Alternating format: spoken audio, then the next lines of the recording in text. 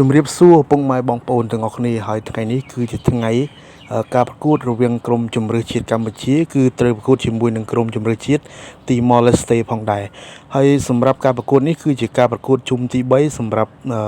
ក្រុមជម្រើសជាតិកម្ពុជារបស់យើងផងដែរពុកម៉ែបងប្អូននៅក្នុងពានរង្វាន់អាស៊ាន Hyundai Cup ឆ្នាំ2026ផងដែរហើយការប្រកួតនៅក្នុងល្ងាចនេះគឺធ្វើឡើងនៅក្នុងពហុកីឡដ្ឋានមរតកតេជោផងដែរដែលធ្វើការប្រកួតនៅវេលាម៉ោង 17:30 នាទីផងដែរដែលត្រូវនឹងម៉ោង 5 កន្លះល្ងាចផងដែរពុកម៉ែបងប្អូនហើយយើងសង្ឃឹមថាក្រុមគោព្រៃជម្រើសជាតិកម្ពុជារបស់យើងនឹងធ្វើបានល្អផងដែរសម្រាប់ការប្រកួតនៅក្នុងពេលល្ងាចនេះផងដែរ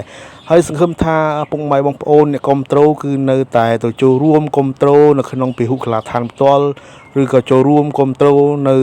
លើកញ្ចក់ទូរទស្សន៍នោះទេសង្ឃឹមថាពុកម៉ែបងប្អូននឹងចូលរួមគាំទ្រជាបន្តទៀតផងដែរដើម្បី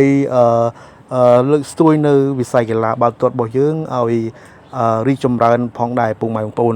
ហើយយើងមិនបានមើលស្រាលទៅលើក្រុមទីម៉ូទេពុកម៉ែបងប្អូនគឺក្រុមទីម៉ូក៏នាពេលបច្ចុប្បន្ននេះក៏មានការអភិវឌ្ឍនៅក្នុងវិស័យបាល់ទាត់ហ្នឹងគឺរីកចម្រើនដែរពុកម៉ែបងប្អូនយើងសង្ឃឹមថាយើងធ្វើបានល្អនៅពេលល្ងាចនេះហើយយើងនឹងអាចសង្ឃឹមថាយើងនឹងអាចឈ្នះទីម៉ូពុកម៉ែបងប្អូននៅក្នុងការប្រកួតល្ងាចនេះផងដែរនៅក្នុងជុំទី3ផងដែរហើយយើងនឹងត្រូវប្រកួតបង្ហើយបង្គ្រប់នៅក្នុង Full A នេះគឺត្រូវជួបជាមួយនឹងជើងខ្លាំងវៀតណាមផងដែរពុកម៉ែបងប្អូនហើយសង្ឃឹមថាយើងនឹងទទួលបានជ័យជំនះនៅក្នុងការប្រកួតនាពេលល្ងាចនេះផងដែរដើម្បីយើងឡើងទៅវគ្គបន្តផងដែរពុកម៉ែបងប្អូនហើយក៏យើងមិនបានមើលស្រាលក្រុមទីម៉ូដែរពុកម៉ែបងប្អូនក្រុមទីម៉ូក៏ជាក្រុមពីមុនយើងអាចថាទីម៉ូគឺលេងមិនសូវឈ្នះយើងទេប៉ុន្តែនៅពេលបច្ចុប្បន្ននេះហើយនៅពេលបច្ចុប្បន្នក៏យើងមិនអាចមើលស្រាលក្រុមទីម៉ូឡេស្តេបានដែរពុកម៉ែបងប្អូនដោយសារតែនៅពេលបច្ចុប្បន្ននេះក៏ក្រុមជម្រើសជាតិពួកគេរបស់ក្រុមទីម៉ូគឺមានការអភិវឌ្ឍសមត្ថភាពរបស់ក្រុមជម្រើសជាតិរបស់ពួកគេបានល្អផងដែរពុកម៉ែបងប្អូនប៉ុន្តែមិនថ្មីទេពុកម៉ែបងប្អូនយើងសង្ឃឹមថាក្រុមជម្រើសជាតិរបស់យើងនឹងធ្វើបានល្អ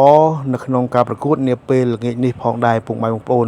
ហើយខ្ញុំសង្ឃឹមថាក្រុមជម្រើសជាតិរបស់យើងនឹងអាចឈ្នះទីម៉ូផងដែរពុកម៉ែបងប្អូនហើយលទ្ធផលយ៉ាងណានោះយើងនឹងរងចាំ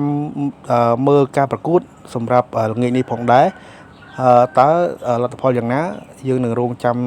មើលការប្រកួតផ្ទាល់ផងដែរពុកម៉ែបងប្អូនហើយវីដេអូរបស់ខ្ញុំក៏មានត្រឹមតែប៉ុណ្ណេះទេបើសិនជាពុកម៉ែបងប្អូនស្រឡាញ់និងចូលចិត្តវីដេអូរបស់ខ្ញុំពុកម៉ែបងប្អូនអាចជួយ follow page របស់ខ្ញុំអ្នកមួយនិងជួយ subscribe channel YouTube របស់ខ្ញុំអ្នកមួយដើម្បីទទួលបានវីដេអូថ្មីៗជាបន្តទៀតផងដែរហើយខណៈពេលនេះខ្ញុំបាទសូមអរគុណសូមគោរពលាជួបគ្នានៅវីដេអូក្រោយៗទៀតផងដែរបាយបាយ